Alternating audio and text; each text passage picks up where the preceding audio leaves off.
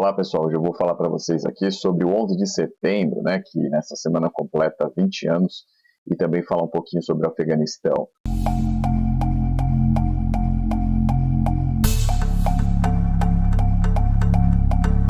Olá pessoal, então, nesse vídeo aqui eu vou falar para vocês aí sobre este momento que foi tão marcante no início do século XXI, né, o 11 de setembro.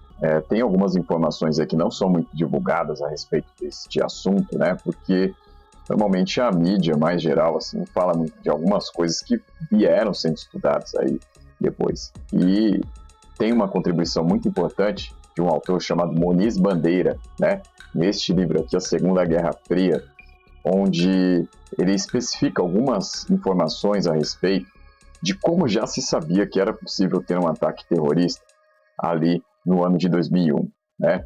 Então ele vai dizer o seguinte, pessoal, né? Ele vai levantar alguns dados aqui, explicando, por exemplo, que os Estados Unidos já planejavam um ataque contra o Afeganistão meses antes de acontecer os atentados às Torres Gêmeas em 2001, né?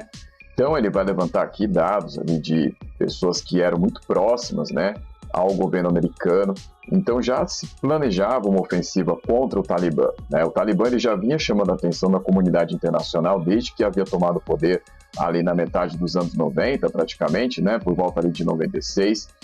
E, pessoal, né, era um partido muito novo, né, porque tinha sido formado em 94, né, uma milícia, na verdade, né, em 94, né, surgiu ali no meio da Guerra Civil Afegã. Então vinha chamando a atenção por meio das violações aos direitos humanos, né. Então os Estados Unidos já planejavam esse ataque. Claro que há o interesse da indústria armamentista, lógico, né, mas tem outro dado que ele coloca aqui, pessoal, que é o seguinte, aqui naquele ano mesmo de 2001, tinha um agente Fênix, né? Esse agente Fênix, né, que trabalhava ali para a CIA, tinha já ali rastreado movimentação de pessoas ligadas ao grupo da Al-Qaeda dentro dos Estados Unidos, né? Então o governo americano, segundo aqui a versão que o Moniz Bandeira está colocando nesse livro, já sabia que era possível acontecer o atentado, né, os atentados, né, mas simplesmente ignorou. Então, pessoal, para quem não lembra da história, ou para quem não era vivo naquele tempo ainda, você tem aí 3 mil mortos, né, no ataque às Torres Gêmeas, né, então você tem ali por volta das 9 da manhã, né, o ataque à primeira torre e poucos minutos depois, né, menos de uma hora depois, o segundo ataque. Quem presenciou aquele dia viu, né, muita gente assistiu o ataque ao vivo, né? O segundo ataque ao vivo, né? Então o primeiro ataque pegou todo mundo de surpresa, o segundo ataque veio e pegou todo mundo de surpresa de novo, né? Porque ninguém esperava. A gente até que pensou que era um replay, né? Do que tinha acontecido ali com a primeira torre. Então, pessoal, a questão aqui colocada pelo livro do Moniz Bandeira é: por que o governo não agiu, né? Se o governo americano tinha posto essas informações, provavelmente, por que ele não agiu aí para tentar prever esses ataques, né? Tanto que ele coloca aqui que 48 horas depois dos ataques, o governo americano já tinha os nomes de todos os envolvidos no atentado, né? Então, como isso é possível? Bom, pessoal, e aí, né? Então, pouco tempo depois, ali por volta já do mês de outubro, você tem um ataque contra o Afeganistão, né? E por que o Afeganistão foi escolhido? Bom, já mencionei que você tem o planejamento do ataque meses antes, porque você tinha o Talibã.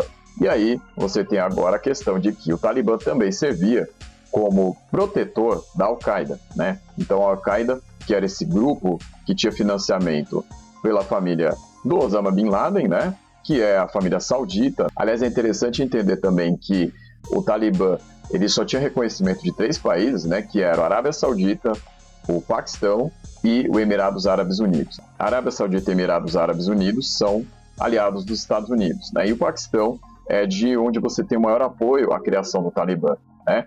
Então, pessoal, o Afeganistão vai ser atacado, aí ainda em 2001, né? Então, por esse motivo aí de abrigar a Al-Qaeda, né? Então, Osama Bin Laden vai ficar anos sendo procurado, não vai ser achado no Afeganistão e vai ser achado, né, no país vizinho, no Paquistão, em 2011, né? Então, ele vai ter ali o seu assassinato em 2011, né? Então, amando lá do governo Obama. Bom, pessoal, o que acontece é que nesses anos, então, de ocupação do Afeganistão pelas tropas americanas, o Talibã vai ser derrubado, mas ele não vai ser destruído por completo, né? Então, você tem a passagem aí desse tempo, os Estados Unidos nunca vão se envolver tanto tempo numa guerra quanto nessa, eles vão fazer 20 anos de ocupação. Então, lembrando sempre, pessoal, que o Talibã só chegou ao poder no Afeganistão porque nos anos 80 houve a guerra ali, porque você tem os grupos fundamentalistas apoiados pelos próprios Estados Unidos, né, lutando contra a União Soviética, porque acontecia ali nos anos 70 um governo socialista. Desde 78 você teve uma revolução ali chamada Revolução de Saúl, teve o estabelecimento de um governo socialista, só que aí esse governo socialista começou a sofrer ataques dos fundamentalistas islâmicos, né? E aí depois você tem ali a entrada do Bin Laden, né? Tem ali o financiamento americano, né? Então esse dinheiro, os Estados Unidos e o governo da Arábia Saudita passavam para a CIA, e a CIA ali depositava para o Bin Laden e seus aliados. E aí eles lutaram contra a União Soviética desta forma, né? E aí você tem toda a criação de um espaço, um vácuo ali bastante caótico, para que você tenha, nos anos 90, a guerra civil afegã e aí a chegada do Talibã. Pessoal, e sobre o assassinato do Bin Laden, o que acontece é que o governo americano, na época, alegou que o Bin Laden estava armado, né, preparado para reagir, no caso aí da invasão que aconteceu dos marines americanos, né, ao local onde ele estava escondido.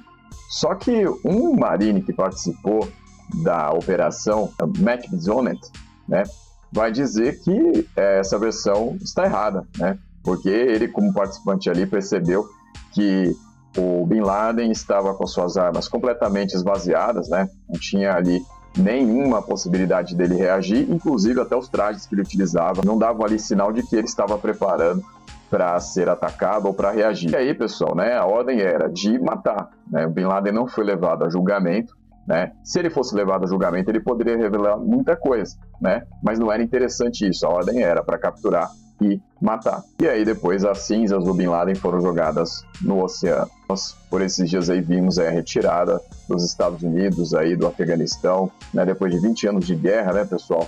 Então significa muita coisa, né? Significa então que essa ofensiva toda para criar um governo, né, no Afeganistão deu errado.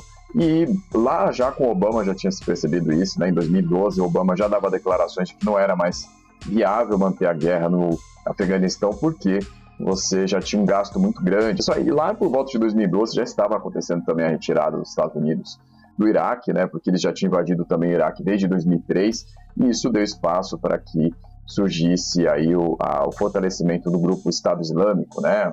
O famoso ISIS, né?